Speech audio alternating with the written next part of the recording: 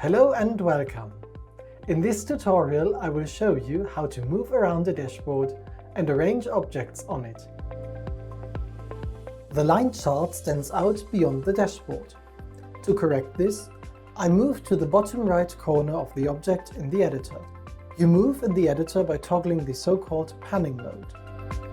The cursor icon indicates that you are moving the objects on the dashboard. The hand icon means that you are navigating in the editor.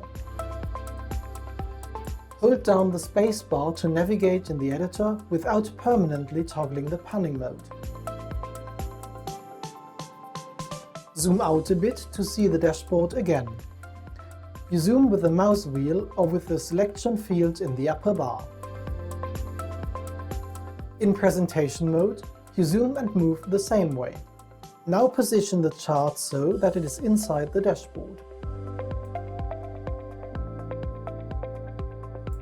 To see the complete dashboard again with little effort, resize it to fit the window size. The logo in the lower right corner of the dashboard is hidden by the chart. In the object list, you define the order in which the objects are displayed on top of each other. The higher an object is positioned in this list, the further forward it is displayed in the dashboard. Adjust this order using drag and drop. This way you determine in detail how the objects cover each other.